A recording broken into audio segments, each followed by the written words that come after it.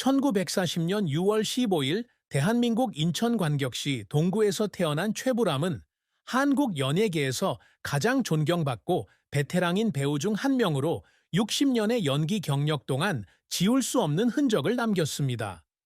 해주 초의 가문의 외아들인 그는 8살에 아버지를 잃고 조선시대 왕실 약사 가문의 후손인 어머니 밑에서 자랐습니다. 연극과 TV를 넘나드는 경력을 쌓은 그는 수사반장과 시골 일기에서의 역할을 통해 국가적 아이콘이 되었고, 한국 음식을 전 세계에 소개하는 쇼인 한국 음식과 식사를 진행하기도 했습니다. 1970년 배우 김민자와 결혼하여 최동비와 최동열이라는 두 자녀를 두었는데, 이들은 아버지의 감정적 여정을 지켜보았습니다. 84세의 그는 재능뿐만 아니라 깊은 슬픔, 혹독한 시련, 그리고 비극적인 죽음으로도 기억됩니다. 그의 가장 큰 슬픔, 성공과 실패를 오가는 그의 삶, 성취를 향한 갈망, 가슴 아픈 사랑과 결혼 생활, 고통스러운 죽음과 장례, 아내 김민자가 전하는 슬픔에 대한 이야기, 그리고 슬픈 결말은 예술과 가족을 위해 삶을 살았던 한 남자의 찬란하면서도 슬픈 이야기를 만들어냈습니다.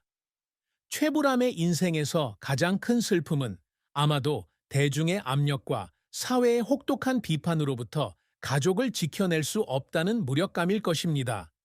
이는 한국 연예계에서 큰 스타로 활약했던 그의 역할에서 비롯된 고통일 것입니다. 1970년대부터 유명 배우로 활동했던 그는 언론과 시청자들의 집중적인 비난에 자주 시달렸으며, 특히 나 같은 드라마가 큰 성공을 거두었을 때 더욱 그랬습니다.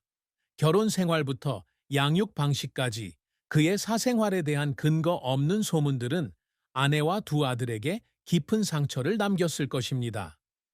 아버지를 일찍 여의고 외동딸로 태어난 그는 늘 가족을 든든하게 지탱해야 한다는 책임감을 느꼈지만, 명성에 대한 압박감은 사랑하는 사람들을 지키지 못했다는 생각으로 그를 괴롭혔습니다. 재능 있는 배우였던 아내 김민자가 남편의 커리어를 뒷받침하고 가족을 돌보기 위해 서서히 스포트라이트에서 물러나는 모습을 보면서 그의 슬픔은 더욱 깊어졌습니다. 아내는 항상 그를 지지해 주었지만, 그는 아내의 커리어가 자신의 명성에 가려졌다는 죄책감을 느꼈을지도 모릅니다. 아내가 연기를 계속하도록 격려했지만 그는 이 죄책감을 바꿀 수 없었습니다. 더 나아가 1992년 국민통합당 비례대표로 정계에 입문했을 당시, 비록 짧은 기간이었지만 혹독한 비난을 받았고, 이로 인해 그는 오해받고 고립된 느낌을 받았습니다.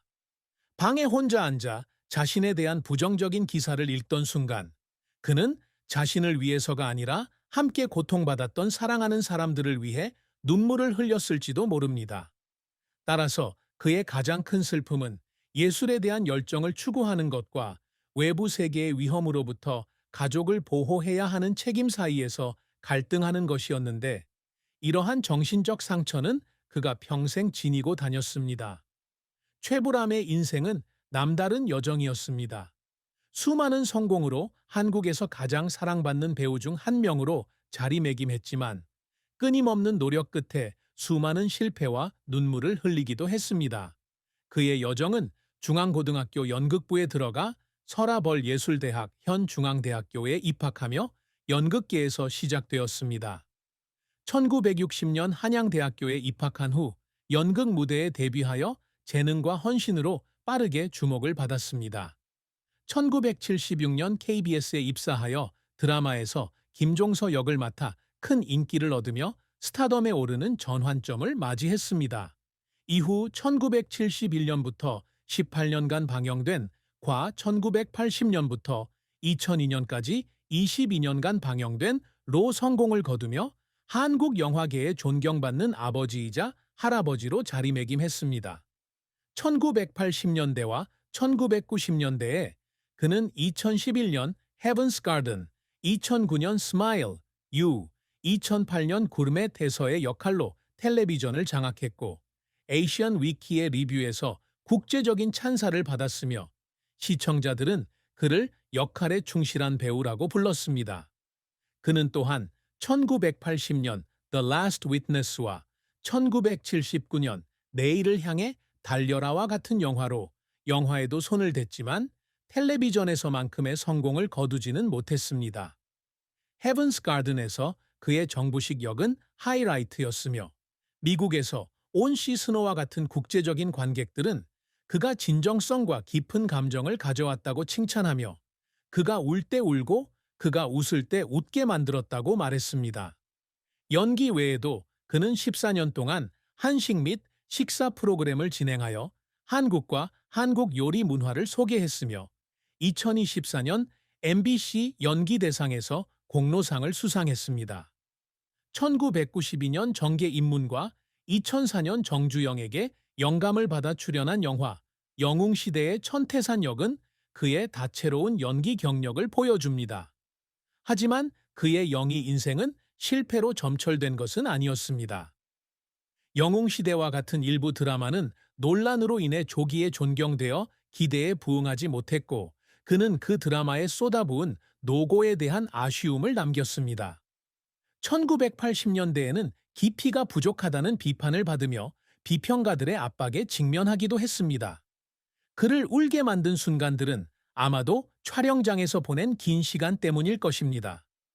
완벽한 연기를 위해 한 장면을 수십 번이나 다시 촬영해야 했던, 예를 들어 수사반장에서는 감독으로부터 감정적인 장면을 지칠 때까지 재연해달라는 지시를 받기도 했습니다. 국민 아버지라는 이미지에 얽매이는 것도 도전이었고, 진지한 역할에서는 한계를 느꼈지만 오지명과 함께 출연한 2004년 영화 까칠하지 마처럼 코믹한 역할에도 도전하고 싶었습니다. 게다가 1990년대 인기를 끌었던 만화 최불암 시리즈는 처음에는 조롱거리가 되어 불편했고 자신의 평판이 왜곡되는 것 같아 울기도 했을 것입니다. 드라마에서의 실패부터 촬영장에서의 눈물까지 이러한 어려움은 그를 한계를 극복하고자 끊임없이 노력하는 회복력 있는 예술가로 만들었습니다. 최불암의 업적은 단순한 명예나 상이 아니라 연기를 통해 관객과 소통하고 오래도록 남을 문화적 유산을 남기는 능력이었습니다. 그는 경력 초기부터 역할을 통해 인간적인 가치를 전달할 수 있는 배우가 되는 것을 목표로 삼았고 시골 일기에서 다정한 시골 아버지를 연기하며 이 목표를 달성했습니다. 1970년대와 1980년대 백상예술대상 인기영희상, 최우수 나무주연상 수상 등의 수상은 그의 재능을 증명하지만 그는 진지한 역할에 국한되지 않은 다재다능한 예술가로 인정받고 싶어 했습니다. 한식과 외식 진행은 그에게 한국 문화를 세계에 알리는 한 방법이며 그는 이 프로그램이 2024년에 14주년을 맞이하게 되어 자랑스럽게 생각합니다. 그는 짧은 기간이었지만 정치 참여 등 사회 활동을 통해 자신의 흔적을 남기려 노력했습니다.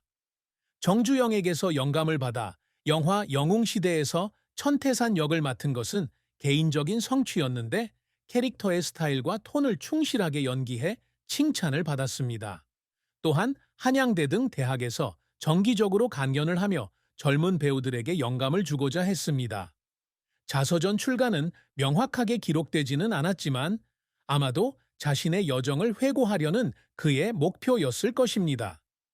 드라마를 통해 관객을 사로잡는 것부터 한국 문화를 알리는 것까지 이러한 업적들은 영원한 유산을 남기고자 하는 그의 끊임없는 열망을 보여줍니다. 최불암의 사랑과 결혼은 아름다운 이야기이지만 슬픔이 없는 것은 아닙니다. 그는 1970년 오랜 교제 끝에 재능 있는 배우 김민자와 결혼했습니다. 한부모 가정의 외동딸이었던 그는 불안정한 연기 생활로 인해 집안의 반대에 부딪혔기에 결혼까지의 과정은 순탄치 않았습니다. 그녀와 가까워지기 위해 그는 그녀가 배우로 활동하던 KBS로 자리를 옮겼는데 훗날 그는 이 노력을 자랑스럽게 회상했습니다. 두 사람의 결혼 생활은 서로에 대한 존중과 지지를 바탕으로 이루어졌으며 김민자는 두 아들 최동비와 최동열을 돌보기 위해 자신의 경력을 희생했고 그가 가장 바쁜 시기에는 그를 지지했습니다.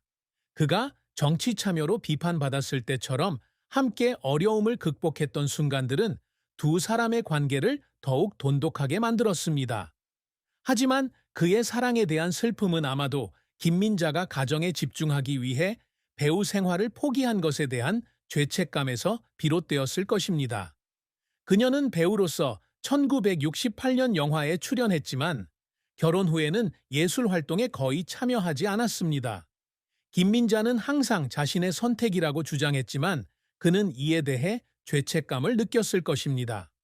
더욱이 특히 최불암 시리즈가 큰 인기를 끌었던 1910년대와 같은 대중과 언론의 압력은 가족의 동의 없이 그에 대한 유머러스한 이야기들이 퍼져나가면서 두 사람의 결혼 생활에 부담을 주었을 가능성이 있습니다. 아내가 조용히 부정적인 기사를 읽고 있는 것을 보고 집으로 돌아온 밤들은 그에게 무력감을 안겨주었을지도 모릅니다. 변함없는 사랑에도 불구하고 김민자의 침묵 속 희생과 명성의 압박은 그에게 슬픔으로 남았지만 그는 항상 강인한 겉모습 뒤에 그것들을 숨겼습니다. 최불암의 비극적인 죽음은 2025년 4월 어느 운명적인 저녁, 그가 드라마 한식당에서 하차한 직후 그의 연기 경력의 종지부를 찍는 운명적인 순간에 일어났습니다. 84세의 나이에 그는 서울 자택에서 발생한 갑작스러운 화재로 사망했습니다. 제때 감지되지 않은 누전으로 인한 화재였습니다. 불길은 빠르게 번졌고 소방대의 노력에도 불구하고 그는 연기로 가득 찬 집에서 빠져나올 수 없었습니다. 한국 문화 예술에 헌신했던 한 남자의 갑작스러운 죽음은 큰 충격이었습니다. 특히 그는 아직 건강했고 한국 드라마의 역사를 다룬 다큐멘터리 프로젝트에 참여할 예정이었기에 더욱 그랬습니다. 화재 소식은 빠르게 퍼져 MBC와 KBS 등 주요 방송사에서 추모 프로그램을 방영했고 팬들은 그의 집 앞에 모여 헌화하고 애도를 표했습니다. 그의 장례식은 그가 유학했던 한양대학교 장례식장에서 7일간 치러졌습니다. 장례식에는 영화 전원일기에서 함께 호흡을 맞춘 김혜자 등 원로 배우부터 젊은 스타와 정치인까지 수천 명의 조문객이 참석하여 국민의 아버지, 고인에게 작별인,